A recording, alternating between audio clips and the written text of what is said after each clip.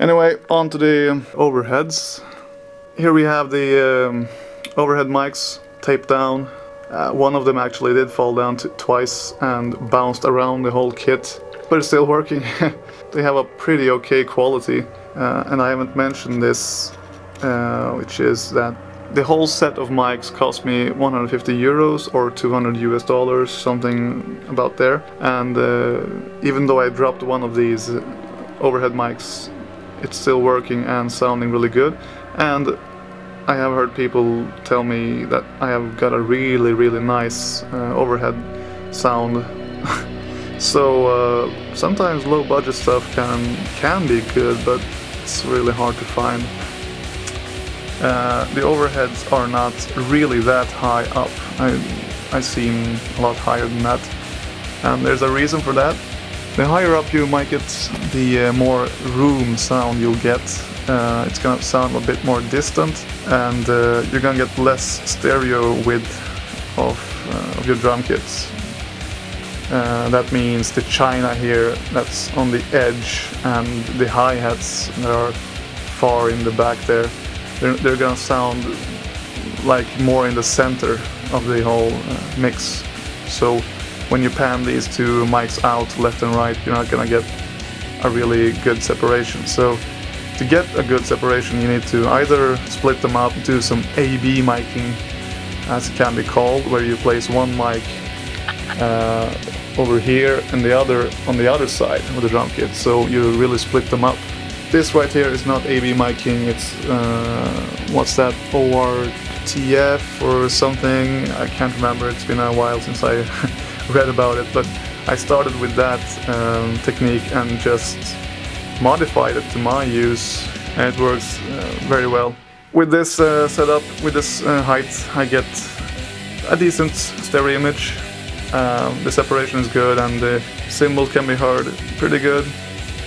This left, or well, I can't call them left and right mic because I just lose track of where they are. I call them ride and hi-hat mics. So the ride mic, which I'm on right now, is pointing down at the surprise ride. So it's pointing at the bell of the ride, and at the same time it's capturing these cymbals, the china and the crash, so the ride, and a little bit of the tom number 3 there, the big one, and tom number 2. So it's capturing them a little bit. That's the main job of this mic. This mic is the hi-hat mic, as I named them in Reaper later, and it's pointing down at the surprise hi-hats. Well, not really, it's pointing a bit like in front of the hi-hat, so it compromises between the hi-hat and this crash and this ugly abomination of two broken splashes stacked on top of each other, and tom number 1. So yeah, it's capturing this group of stuff.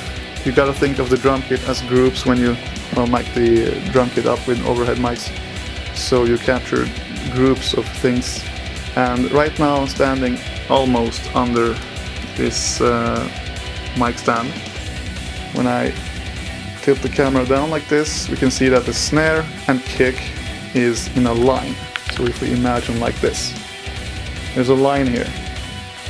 And I'm trying to, I can't do it 100% with this setup, but I'm trying to have these two mics in that line. Just like this. That's because when I then pan them out left and right, I want the snare and the kick to be in the middle of the stereo image. Otherwise you're gonna have, if this mic here is pointing like more towards the snare, and this one is pointing away from the snare, and you pan them out left and right, you're gonna get the snare in that direction, so it's not gonna be in the middle, and that can sound really weird. I had that happen to me once, and I'm not gonna let it happen again. So by thinking of the snare and kick as a line and miking from that line and out in roughly the same angle, you're gonna have it centered.